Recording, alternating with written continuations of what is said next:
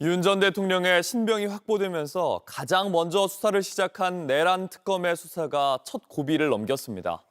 그동안 윤 전 대통령이 수사에 협조적이지 않았는데 앞으로 수사에 탄력이 붙을 걸로 보입니다. 특검은 구속기간인 20일 내에 외환 혐의를 보완 수사한 뒤 윤 전 대통령을 기소할 걸로 예상됩니다. 송지혜 기자입니다. 내란 특검팀은 김건희, 최상병 특검을 포함한 3대 특검 중 수사 개시 시점이 가장 빨랐습니다. 조은석 내란 특검은 지난달 18일 수사를 개시한 뒤 6일 만에 윤 전 대통령 체포영장을 청구하는 초강수를 뒀습니다.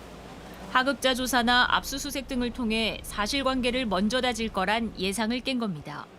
특검은 윤 전 대통령이 경찰의 3차례 출석 요구에 불응한 만큼 조사에 응할 의지가 없다고 판단했습니다. 윤 전 대통령 측이 특검의 출석 요구에 응할 의사를 밝혔다는 이유로 이 체포영장은 법원에서 기각됐지만 윤 전 대통령이 특검 조사에 출석할 수밖에 없는 명분을 만들었습니다.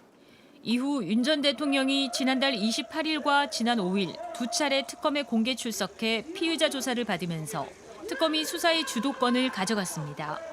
윤 전 대통령이 수사기관의 공개 소환에 응해 자진 출석한 첫 사례였습니다. 특검팀은 구속영장에 포함되지 않은 외환 혐의 등에 대한 보완 수사를 거쳐 최장 20일인 구속기한 내에 윤 전 대통령을 기소할 걸로 예상됩니다.